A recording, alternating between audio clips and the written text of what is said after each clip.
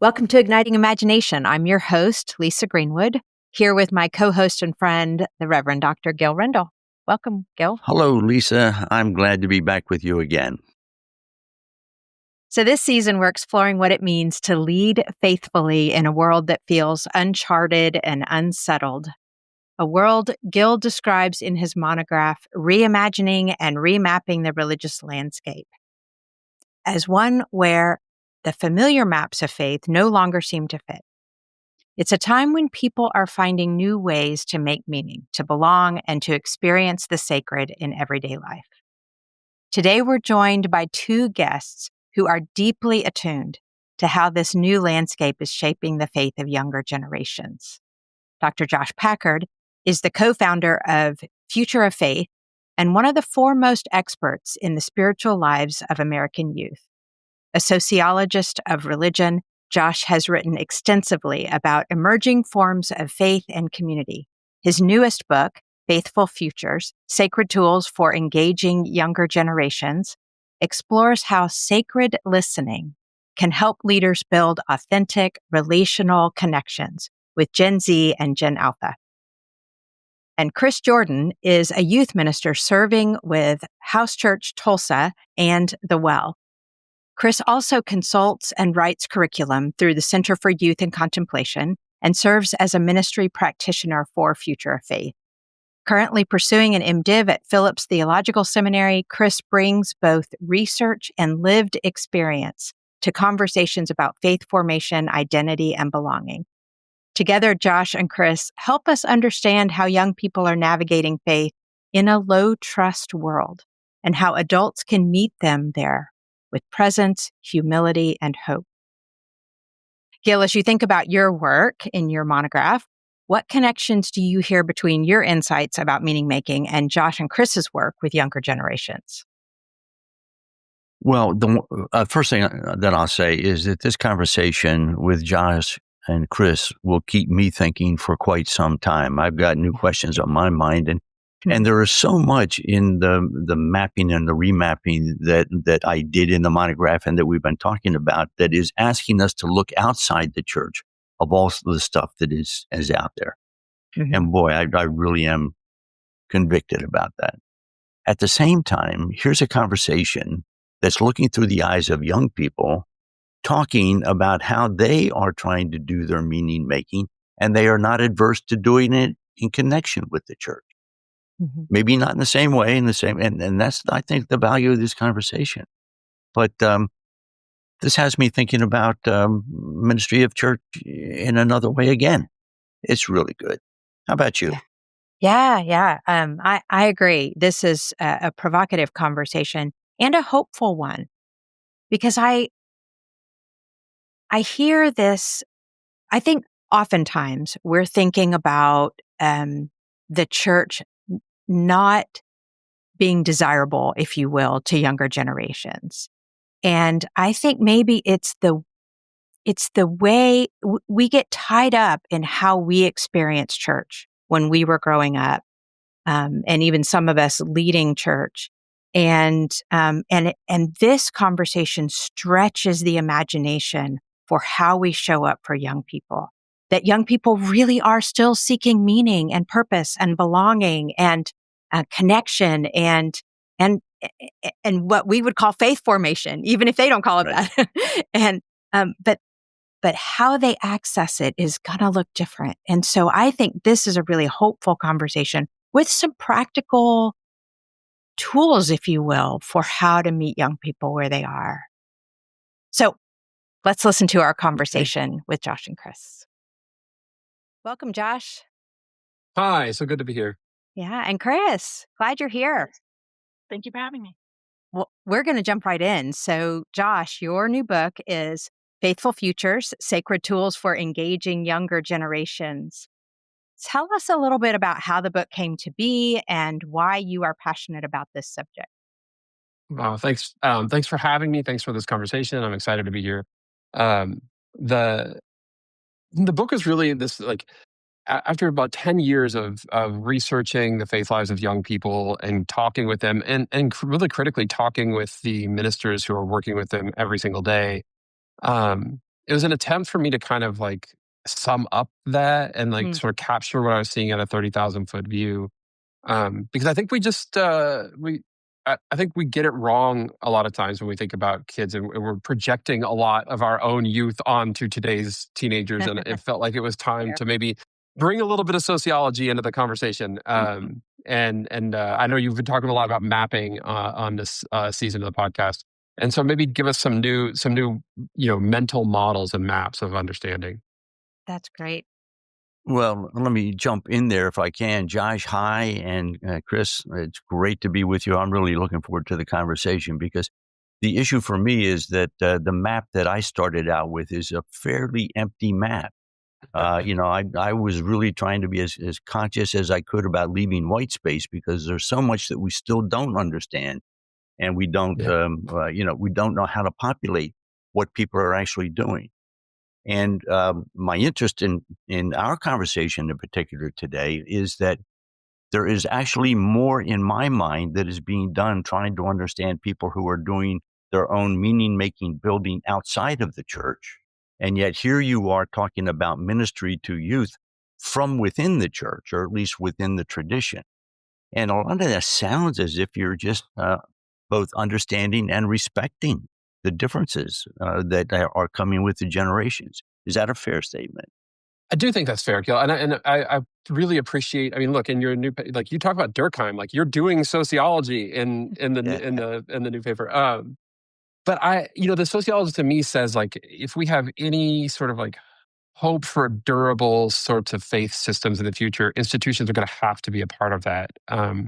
The nudge that we would like to make here, I'm trying to make here, is to get them to realize that often in ministry, when sort of institutionally trained leaders engage with young people, they're mapping back from their own experiences Right. as kids, right? And that I don't. And for a while, I think that probably worked really well. But now I think you're like to your point. There's more white space here than there is anything else, and when we try to use our experiences as kids to understand today's youth, we're probably going to be more wrong than right. Actually, Mhm. like we probably tip the scales into being like we're going backwards. Like that delta is just too big to cross, and so we have to then. It requires us to lead with curiosity and empathy. Now, I think where this point that you're bringing up about this extra institutional approach is because that's what young people are doing. I mean, Mhm. especially online all the time. And I say this a lot. Like, I don't want to give the impression that teenagers are like constantly on TikTok and Instagram looking for faith-based content and like engaging with ancient scriptures. I mean, like 95% of it is still dances and like communicating with friends and things Right. like that. But they are also asking big questions there. And that doesn't map on to any of the old, like my lock-in retreat experience in youth group in the 90s Right. doesn't Right. map on Right. to that Right. reality at all. Right. Yeah. Yeah. Well, there's a whole bunch of things in there that I'm really eager to dig into. But Kris, I'm wondering whether this would be a great time. You're the person with you being in the place. You've got your feet on the ground, exactly where this is happening.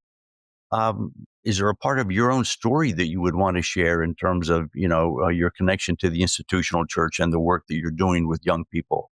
I mean, to speak to some of the things that Josh and you have already talked about or discussed is kind of that mapping the both and.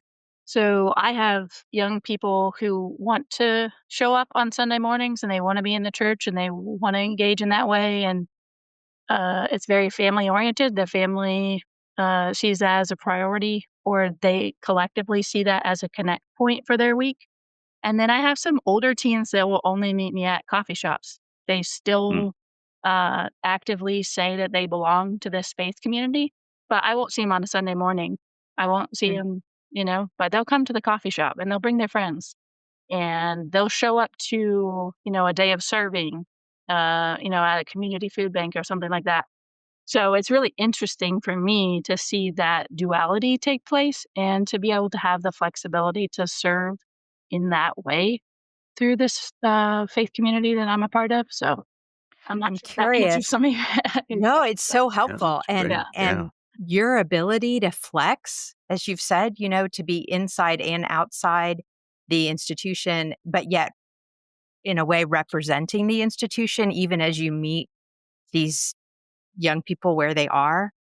I'm curious what you're finding in the church or in the institution of the church as you do this work. Like, what kind of resistance, what kind of reaction, what kind of support? I'm curious what you're experiencing. Yeah, so I mean, I'm involved in a few different groups where a lot of our youth and family pastors will meet together in the Mm. local context and community. So I can share some of the insight from some of my colleagues as far as the resistance. They are in some institutional models, I think, that are a little bit resistant to what happens, like the fear of what happens if you meet outside of the church. Does that Mm. negate the experience of what we're building inside of the church? And I think it's both and, because the premise of sacred listening and some of the things that Josh, highlights in his book is if we meet young people in the context of what they're going through, in the context of where they need to be met relationally, and we listen, it opens up trust and it opens up and it's this bridge. So you don't know when they might bridge back to the faith institution because you've cultivated that relationship outside of. And so I think where the points of friction are is that fear component for some congregations, and I'm even seeing that switch over in some of the Lutheran denominations that I am connected with in helping advise their ministry. They're seeing we only have congregants from X age to X age. We don't have any families. We don't have any things. We're afraid now that our church is going to not be in existence. So we're open now to some creative solutions. So Mm. I do think that we'll also see that as an opportunity moving forward, where we can shift a little bit of that and see it as an extension of and not in lieu of the faith experience or the traditions that we've held. Okay. Well, there's a couple of ideas that I found really helpful. And I guess, Josh, we'll turn to you for a moment because, in some sense, if you can help us understand what's going on in a young person at this point, then when Kris is talking about how do you then engage, uh, you know, but what I'm thinking about in particular, yeah, your whole notion of micro narratives, that young people are developing their own micro narratives, and that social media is actually a workshop for doing that. Mm. Because my assumption with what Kris said is that if she has some children who are going to worship, that means that they are still doing their own micro narratives outside of worship. And so, in some sense, whether you're in the church or outside the church, there is this way in which young people today are processing. Can you help us walk through some of that? Yeah, absolutely. Well, I mean, you've all written things. Like the last chapter of the book is the one where you get to sort of take a big swing, and it's like, if it falls flat, it's okay. Everybody's made it through the other chapters first that are hopefully more sort of like straightforward. The concept of micro narratives really is like it's more than a working theory for me, but it's not like set in stone, which is why it ends up in at the end of the book. But what I kept seeing, I mean, let me back up one step and say my favorite presentations to give are the ones where we actually have young people on stage or they're in the audience and I get to talk to them afterwards. And so, when we're doing stuff about youth and to hear them work through this in real time is really what informed that concept of a micro narrative, which is simply that, we were all told that postmodernism was going to be the death of the meta narrative, that it was going to be that things like the American dream and Christianity and capitalism were all going to come crumbling down. And that when that happened, it was going to fragment into such a way of individualism. Um, if you're like a super nerd and a little bit older, you might remember Sheilaism from Robert Bellah way back from the late 70s, early 80s, whenever he wrote that book. And I think that was like the thing that set people, in ministry kind of most in a tizzy, and like the most pearl clutching and hand wringing that you can do is this idea that people are going to have their own individual forms of faith or Christianity if they even subscribe to that. But that was not lining up with what I kept hearing from young people as they were trying to explain the story of their lives. And instead, what I kept hearing was not that like, oh, I'm this thing over here and I'm this thing over here, and it was not fragmented. Instead, they were trying to work out every day, like all of these consistencies and inconsistencies and these incongruities and these things that fit and don't fit, and then trying to stitch them together in a way that they can live with fidelity. And let me be real concrete about that. So the questions become things like, how can I, say that I care about the environment and order all of this stuff on Amazon that comes to my house in cardboard, all the time? My son, for example, he was the only ally in his middle school LGBTQ plus group, and also, was involved in ministries that wouldn't necessarily be welcoming to those people. And watching him try to figure out, he's like, I find those. He's like finding life in God there in some of those scriptures, but not taking all of it because he can't, with good faith, go back to his friends and say, yeah, I subscribe to all of that. And so seeing them try to stitch all of these things together made me understand, like, oh, one of the roles of us as adults is to maybe pick up this Catholic concept of accompaniment, and like, how do you help them stitch together these micro narratives? Because we know what they're not going to do. They're not going to pick up your faith or your belief system or your values wholesale and just say, okay, sign me up. Like, I think those eras have passed, right? And so how do we sort of accompany them through the construction of these micro narratives, so that they can live a life of faith, infidelity, in all parts, not just segmenting them into various sort of institutional containers? Mm-hmm. So do you have theories about how those micro narratives, how the church, or we, whoever you're describing as we, might help them stitch together these micro narratives? Everything we do at Future of Faith is really centered on listening, and that comes to us, not because of conviction from we rolled out of bed and had a good idea one morning, but because that's where we think the data taking us. I mean, Megan Bissell, co-founder, we're sociologists first and foremost. I mean, we're not theologians. We try to stay in our lane. That's why we work with people like Kris who are doing ministry every day. And I think those data are really clear that as trust has eroded from institutions, trust hasn't disappeared. It's just been relocated, and it's been relocated and pushed down to the individual relational space. And so the most powerful tools that we have in ministry right now are things like, tell me more about that. Or can you explain to me? It really is the power of curiosity. Now we can get into, I think we maybe will later in the conversation about what the limitations are in the current structures around that curiosity. But practicing listening in a non-judgmental way, just as a way of expressing interest and curiosity, is so disruptive in a world where everybody's talking and nobody feels heard. And listening from people who have power to people who don't have power, adults to children in this case, that has always been disruptive. And it's even more so today. So that would be the first thing. And we have some tools on our site to help do that, and they're all free. The point here is, like, I think that is, rather than like a different program or a new curriculum, the simple act of listening is what I would start with. And so maybe what we can do here is flip back to Kris, and kind of play that out a little bit for us. One of the things, that gets picked up here is that instead of being a teacher, you're now being a guide. Instead of someone who talks, you're now being a listener. How does that actually play out when you're working with young people? Yeah, that's a great question, kind of segue to. I see it. I like to use analogies with young people, and when I'm talking about working with young people, it's like sometimes you need the bumpers on, right? You don't want a gutter ball every time you're trying to figure stuff out. And so it's like you have all of this runway to bounce around as much as you need, but you're going towards your future, you're going towards your goals, you're working towards something, right? And so it's both and for me.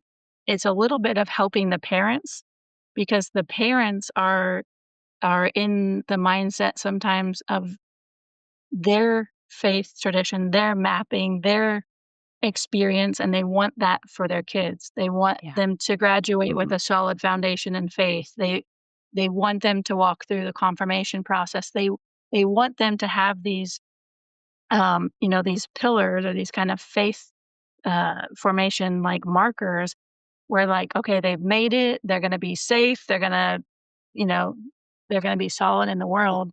And it's a lot more messy than that. And when you listen to them, you have to be prepared to hear everything that they want to tell you. And the more that they trust you, they tell you a lot of things.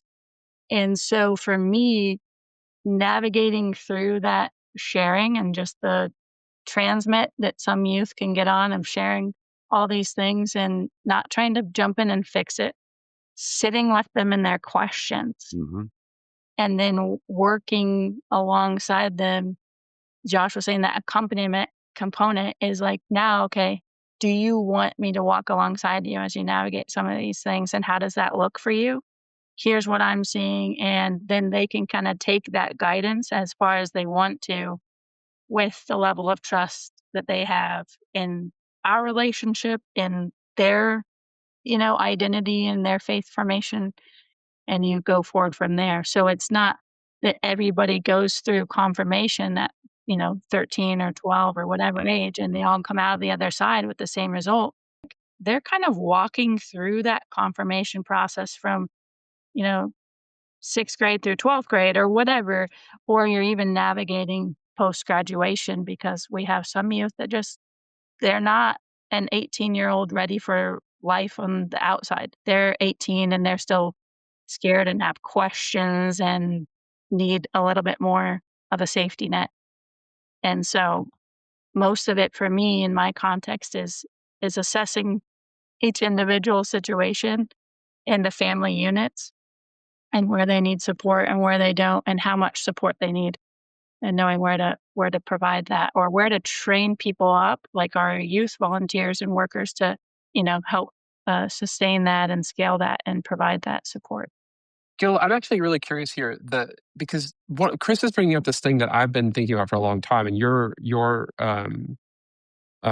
article, I mean the monograph here, helped me put some more framework to this. But one of the things that Kris is bringing up is this notion of time, and time to me feels like one of the biggest barriers to doing or to doing ministry in the modern context, that we for so long have pushed people through these time containers.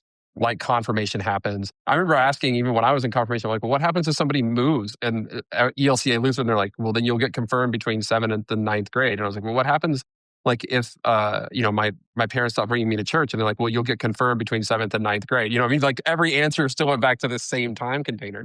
And now though, that like time feels like not the conveyor belt to faith, but actually these giant walls that we don't have very elastic senses of time because they're so institutionally bound. Well, I think this is all part of what we're trying to understand when it comes to this. I think that, in my experience, both of being a young person and also going through church, is that the process was already laid out. All I had to do was follow it. And later in my life, when I thought I was following the path and it changed and things opened up that I didn't even know about, I was quite surprised by that. I didn't know that the world could do that, which is really different from what's happening with people today. And I think that you're right. If we put them into programs and if we put them on some kind of a path that has markers that are checked off with time, that's actually shaping somebody's identity in ways that they may or may not choose it. And so this notion, and I think that, it opens up a couple other questions that I think we'll get to later. There is a sense, and this really feeds into one of the places where I think that you're talking about something that I have been talking about, and that is the low level of trust. Yeah. That we're already talking about the fact that people do not trust institutions. And my argument goes that this is not at all confined to the church. I don't really trust my bank because what I've seen, or the medical practice, or certainly not my government. And, so, I have been part of a generation that has taught distrust of institutions to our children and grandchildren. And so for our grandchildren, my grandchildren, your children, to come back into the church and be put into a process. Casper Turkile, one of the other fellows that we're talking to here, and a good friend, talks about the fact that being embedded in an institution today is actually felt as a risk.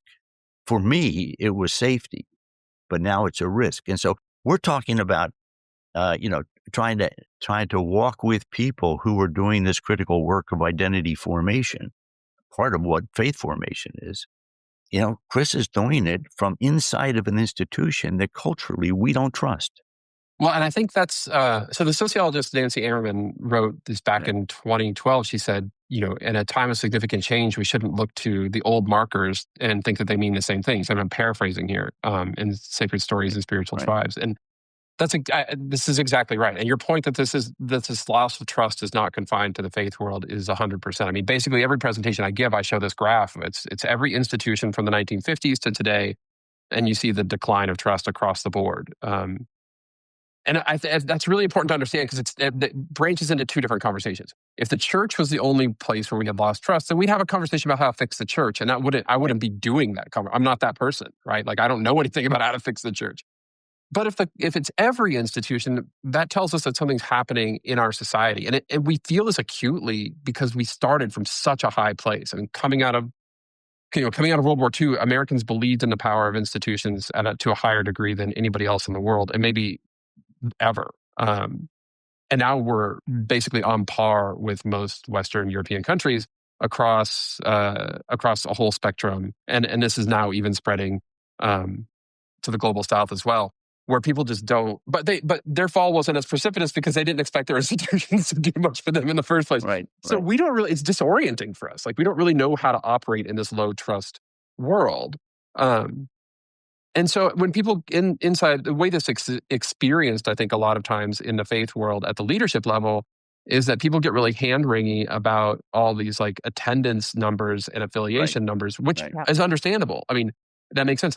But I think that I don't think those markers are markers of belief. I think those are markers of institutional alignment and affiliation. And the question that we're really picking up on when we use those proxies like attendance or giving is that thing that you just said. Do I want to be known as somebody who is inside of this institution? And increasingly, that's a riskier identity for people to have because somebody on the outside says, oh, you're Catholic. You believe everything the Catholic Church says. Or, you go to church, so you're just like all the people that I know who are Christian. And it's like, well, hold on. Like nobody really, that is not true for hardly anybody. It never really has been. But now that supposition that, it's a blanket statement it's a risky place. So going to a coffee shop to meet with Kris feels a lot more like, okay, so I'm retaining some ability to, I've got some cover here as opposed to showing up to worship every Sunday morning, which feels a little bit more like precarious. But there's still a conundrum here for me, and it's around the issue of trust and the amount of risk someone takes to align themselves with either an institution or an identity that is connected to an institution. Mm-hmm. Because on the one hand, this notion that having your identity shaped by an institution like the church feels very risky because you're kind of being pigeonholed, whether you choose it all or not, on the one hand. But on the other side, if you are simply forming your own identity individually, who's measuring that except your peers? And, they can be pretty harsh on all this, and you can be led into some rather dramatic places. It feels like there's risk on both sides, I think is what I'm saying. And I don't know how to parse that. Is that fair? I think that's totally fair. And actually, Kris, I'm going to turn to you in just a second because what I keep hearing in the abstract, I mean, real people, but in the broad sense, is this like this sort of promise of social media that was, Arab Spring, and this is going to connect us to our long lost relatives across the country, and I can find my affinity groups and blah blah blah is now being replaced by a much savvier generation. I mean, the kids who are now growing up with this as sort of social media natives are much more cautious about what they put out there. They're much willing to self-censor. They're not like sort of openly exploring everything in the way that millennials who were sort of handed these things often when they were 10, 11, 12 years old, they're like, this is the greatest thing ever. And they're like, this is the greatest thing ever. Right. And they just sort of poured their whole lives out. I see these teenagers now being much more cautious. So I hear you, Gil, about like what happens when peers start guiding all this, especially peers that maybe you don't even see on a regular basis. Right. And therefore have some cover maybe to be the not best versions of themselves. Let's say generously. I see them pulling back and really looking for. I mean, I wrote this on a blog on our website the other day. I was like, especially in AI, where everybody is now starting to doubt everything they see online. Like we're all doubting Thomases now. That the local relationship. So what's the guardrail or what's the guide? It's not the institutional teaching as expressed in a document or a book. But I think this really speaks to how important the training is for these ministers who are doing formation. Kris, are you seeing that with your kid? Like they'll trust you as a guide, but not the church, even though they know you work for the church? Yeah, and yes and no. It depends. I have to put some time in, So there's the other factor, right? So some of the young people that I've served, I've known them since they were 9, and now they're in high school, and it's like, okay, so I've seen kind of the trajectory of their identity formation and their questions and their doubts. I have a little bit more relational, you know, trust with them that they're going to hear me differently. They're going to connect with me differently. And when I get new kids in, it's almost like not an evaluation process, but it's like I have to learn a little bit about you. You have to learn a little bit about me. You know, Mm-hmm. are you coming into this this church with a faith background, or have your parents deconstructed and they're looking to reconstruct now because they think that you need some sort of faith formation and they don't know where to help you get that. So a lot of it is nuanced, and talking about your time, it's almost like you feel like you don't have enough time. So, if you get a new person into your congregation who's 9th, 10th, 11th grade, it's like, well, good luck. Mm. And it's almost to the point where you want to employ the tools on the parent side. So I might actually try to cultivate a deeper relationship with the parents and ask them what they think they need to support their young person, because I know that my time with them is going to be limited. So I'm curious, like, what brought you here? What is it that you're needing? How would that look like? And how can we rally around you to support that for you in the long term? Because you're going to have this relationship as they navigate their early 20s, and they continue to kind of have these wrestling moments and these identity challenges, and with AI and all of that. So that's Yeah. So this brings up something that I feel like is really critical for the church and for church leaders today, which is, of course, the vast majority of our audience, if not all of our audience. And it's this notion of scale. But let me say a word about that. When we talk about embeddedness, which is really how the church has been formed as a membership-based, ideally disciple-making entity, but membership-based, and that meant that you could have, a pastor and this staff that did kind of the same thing on a regular basis to bring more people in to disciple them out into the world, right? So there was this sense in which you could disciple a lot of folks in worship and small groups, but you could do scale in that sense. And what you're describing, Kris, is very relational. It's very bespoke in a way. That sacred listening, showing up with folks in with a youth in a coffee shop, and then another youth, at a park, and another youth, in their home or whatever, right? And parents and that kind of thing. And so Josh, you talk about this a little bit, scaling up, scaling out and down as a sort of new model. I'd love for you to talk about what you mean by that. And then Josh and Gil to play with that a little bit, Kris, as makes sense, on the ground. But let's talk a little bit about what that means for the church and how we do our ministry. I think that this is the question. And frankly, I mean, if I could be really blunt, like I think it's the question for the sort of like more middle of the road and left leaning churches that have sort of shied away from both theological reasons and philosophical ones, as well as execution from this megachurch model. I mean, they're not very good at it, right? Like that's the execution part. Like they haven't done it very well. But I know that there are other underlying reasons that they have not gone towards that broadcast message. But so it begs this question: like, if if your convictions are to lean into relationships, and also to go and make disciples, well, you can't what we say all the time is like, you can't do relational ministry with 500 people by having 500 cups of coffee a week. And to which whenever I talk to youth ministers, they say, "You want to bet?" Like, uh, um, but we took this challenge like really seriously because that felt to us like the thing. And so our response has been, okay, but you can do relational ministry with 500 people if you know which 5 cups of coffee you need to have this week. Now, to close that gap from the 500 to the 5, we have to fill in with some tools, and we don't have them very well. We informally survey ministers all the time, adult ministers, youth ministers, et cetera, and ask them. One of my favorite questions to ask, like, how do you keep track of all these relationships? And the number one thing they said was nothing. They keep it in their heads, which works if you're under 30, I guess. But for those of us who are prone to forget things, it's like that is terrifying to me.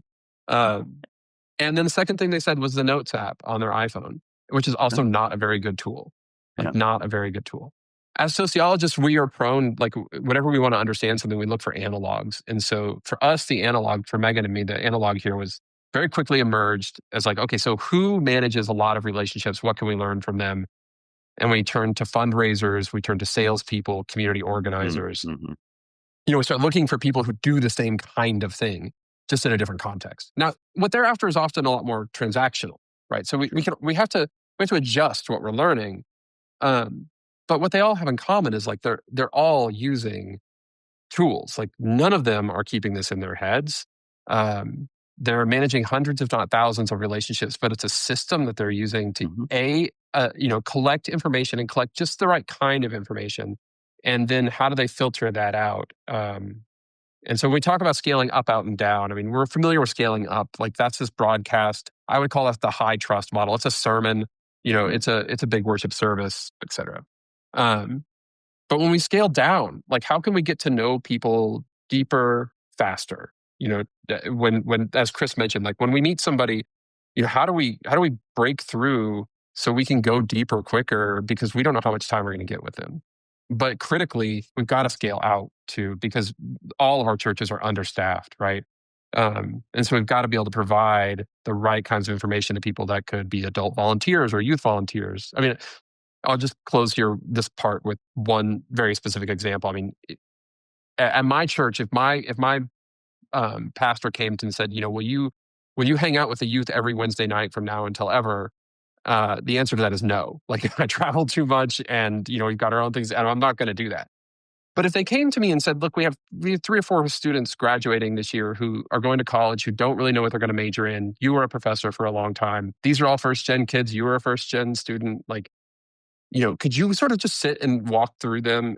Not only would I do that in a series of, I don't know, having coffee or whatever, but I would also follow up with them well into their college careers. But you can't do that if you haven't had the right information at your disposal to know me, to know them, to be able to make that connection. And that's a very different model of volunteering and activation than what we're used to. Okay, and here's where, Kris, I don't want to make an assumption here, but when I think about your position, you are in between 2 different models of measuring success.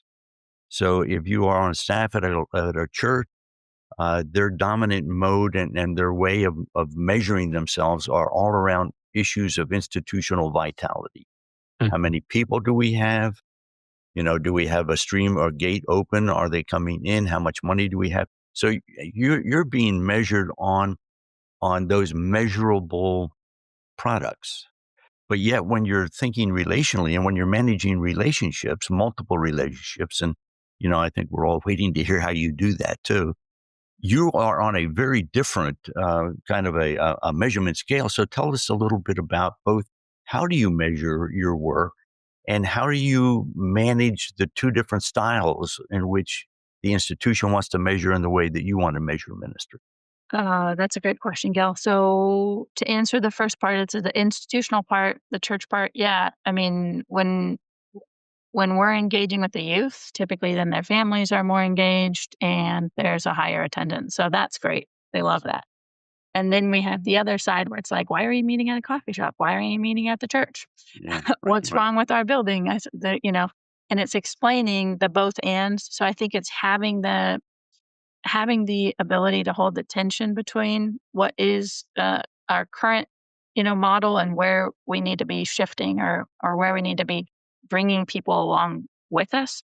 And so that's my tension to hold, is bringing the church leadership along with us, the ones that have grown up in the church, and everything happened at the church, and you had multiple services during a week. And one, families are way too busy, and often young people are way too busy, and half of our young people have jobs because they help support their family, or they help purchase things for themselves as they're growing up, or their single family households, or what have you. And so um, it's just honoring where I'm at with the institution, showing them that this model isn't necessarily broken, but it also needs to be adapted, added onto, having this additional component of meeting the youth at the coffee shops, and then scaling and kind of broadening the scope of that relationship. I do fortunately have a sales background, so I'm all about having like a CRM or something like that, which sounds not relational, but if you put in, hey, had a conversation with, I call my kids kiddos because I just think it's endearing. So had a conversation with this kiddo, they are really stressed about a test, follow up on that test. It'll ping my phone. It's a free CRM. It's great. And then it pings my phone. Hey, follow up with that kid about the test. I can send them a text, and, and we move on. They know I'm in relationship with them. It's not draining or time consuming on my part because I'm doing the work as it's happening. And the same goes for, their parents. Like, let's say their parents are stressed out about something. So it's kind of both and. Mm-hmm.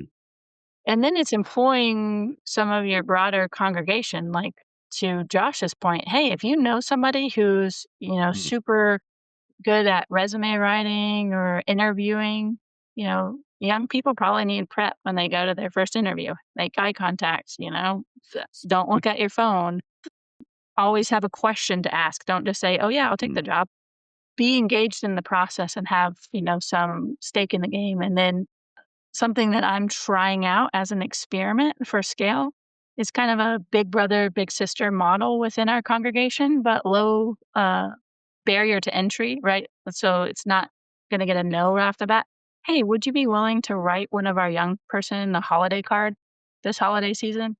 And just write them a note. Tell them, notice something that the caught doing good component, right? You notice something about them at church. You notice that they help somebody. You're aware of something going on in their life or whatever. Send them a little note of encouragement over the holiday season. So then that scales it for me. I'm not the only one responsible for making them feel like they belong and they matter and they have connection in their faith community.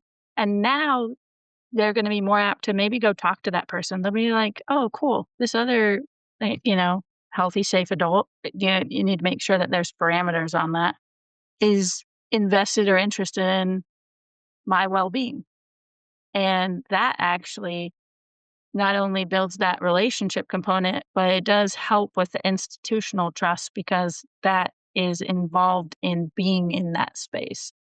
So just holding that tension and kind of knowing where to put those components of scale in place and how that might look, and who has capacity. Yeah. I'd love to follow up on one piece of this, and I think you're touching on it, but the relational piece is so critical, and you as a guide and others that you're connecting young people with as guides feels so important for their formation, and they're being seen and heard and valued, and I hear that as so critical. And we also know that belonging is kind of foundational, like the loneliness, the longing to be part of something is so pervasive. And so can you talk a little bit about how it moves from you and a youth at the coffee shop to kind of creating a sense of belonging and how that happens when embeddedness feels risky instead of safe, right? So, Mhm. how does belonging happen in this moment?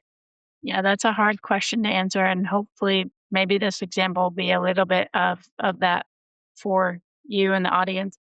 Um, my bonus son, so my wife and I have 7 children together, and so, we have a little youth group already just in our Wow. house, so, Yes. but one of our uh, they had deconstructed, and, when we met and got together, I'm a pastor, so it's like you either get to be invited into this again or choose to opt out, right? And so they've kind of like reintegrated and cultivated their faith, and their kids have had the opportunity to do that as well. And so one of my bonus kiddos was identified as staunch atheist, just didn't want anything to do with it. Just thought there's too many religions to know which one, so why would I choose one? Why would I go? It doesn't make any sense. But I started having these coffee conversations, and he's like, "Well, I like fancy drinks." He literally went for the fancy drink. Mm. Hmm. So, okay, you get a free fancy drink. And over the course of time of weeks of doing that, having conversations with other young people, he's like, oh, okay, actually, I do want to have conversations where I feel Mhm. like my Mm. opinion matters and somebody else is listening to me and cares about what I have to say, whether that's me or another young person, another peer. There's not often where they have an opportunity to really hear each other and have conversations and stuff that might be offline, and started coming to youth group. And so I'm like, Wow. all right. I mean, he might come to just Yeah. play with Legos because we're like, I'm not, nobody has grown up. So we are a sensory safe youth group, right? So we have things that they can do with their hands while they're trying to listen, and they can draw. We have paper on the table and all that stuff because I know neurodivergence and what have you. Mhm. So it's like they might be coming for this thing. They might be coming for the fancy drink or the whatever. Over time, when they're heard, Mhm. seen, that Mm. sacred listening component where you really sit Yeah. down and you don't judge them, because they'll share with you. They'll share with you, like, I mean, I'm not going to divulge any of that information, but they'll share with you some things that you're like, oh, interesting. I didn't know this conversation was going to go that way. Great. Mhm. I'll have some parameters if it gets, like it's going to trigger someone. I know somebody else's story, that type of thing. Yeah. Otherwise, I just let them freely express what's going on, their worries, their things they wish to change in the world, what they want to, see. And so I don't know if that's the greatest answer, the easiest answer. It's just Wow. it's hard and it takes Beautiful. time, and Yeah. you have to have no agenda. They have to feel like you don't have an agenda for their Right. time together. And I also take real time feedback. I'll say, "Hey, what worked? What didn't work? What did you like? What you didn't like?" And the youth that have trust with me, they'll be like, "I actually didn't like that guided discussion because I thought you were trying to force us to talk about stuff that we didn't want to talk about." I said, "That is super helpful feedback. I really appreciate that you have the honesty to speak to me." And how often do they have adults in their life where they have that honest feedback? So then that builds trust. And then the next time, maybe my like framework for the conversation is a little bit less a specific question and more so some parameters of how I want to have a dialogue, right? Let's make sure everybody gets a turn to speak, and let's make sure that we're kind of sharing the mics. It's all just listening and trying to incorporate the feedback. It comes back to that sacred listening. Y'all, this conversation has been amazing. So good. And there's so many other tentacles I'd love to chase. I'm sure that was not a good metaphor, but let's let's wrap up with our final question that we're asking all of our guests. And so we'll start with you, Kris, if you will, and then Josh. And so, what's one practice or a perspective that helps you stay grounded and open to God's new thing in this season?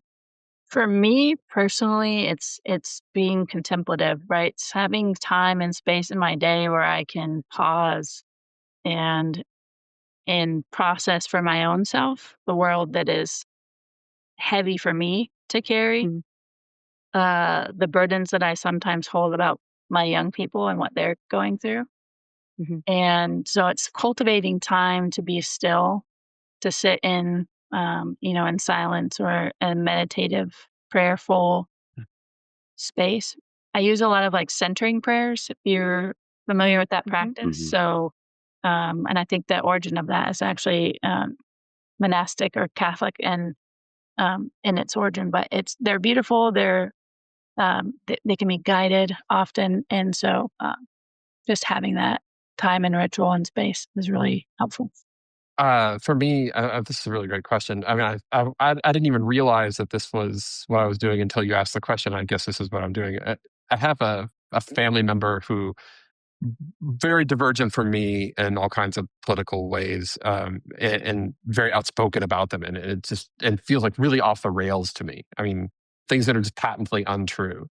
And I was expressing how difficult that was to one of my friends, and they're like, "Well, what do you do? Don't you point? Do you ever like bring that up and point that out to them, and try and show them X, Y, and Z that is actually happening?" And I was like, "No." And I realized in that moment, like what I was doing, I was like, "I'm not trying to win my family member. I'm trying to have a relationship with my family member, and like this isn't a competition." Where like I'm gonna get something right and they're gonna be wrong, and that's what I just keep reminding myself about. We have a 15-year-old, as I mentioned. Like I just keep reminding myself of that. Like I'm not trying to sort of shove him into a box. I'm trying to be in the relationship as he goes on this pathway to discovery. Because if it's not me, it'll be somebody else, and or worse, he'll be alone. And those two things just sound like awful. So I just keep saying, like, I'm not trying to win this. I'm trying to be in a relationship. I'm not trying to win this. I'm trying to be in a relationship. Right. And sort of defaulting to whatever is the most relational thing I can do in that moment. And saying where somebody's wrong and what I think to be right is almost never the answer to being more relational. Right. Asking good questions can be. Like we ask our 15-year-old all the time, like, how do you think God sees you in this moment? Or, even when he's breaking up with his girlfriend a couple of weeks ago, a month ago or whatever, we said, what do you think God wants from you in this process? And like, that's a genuine question. It was a genuine curiosity. But I think it had an impact, right? Like defaulting toward the relational. Beautiful. Well, you all are doing really important work right now. Thank you. Yeah, and can I jump in and offer my thanks before you do, Lisa? Just thanks so much for both the work in the book and for this conversation. I mean, you all have given me new questions or reframed some of my questions in ways. And the fact that you've done it both through ideas and practice has been really, really helpful for me. You often can be enamored with an idea and not know what it means to put it in practice or whether it even can be. But, the synthesis in this conversation has just been delightful. Thank you so much. Well, Gil and Josh, we have been wanting to get you two together. So this is very fun. Yeah, this is great. And Kris, what you're doing is so important and beautiful and powerful, and having your presence and voice in this mix. Josh, I'm so glad that you invited Kris and asked them to be part of this conversation. And this has been awesome. Thank you. Thank you for having me.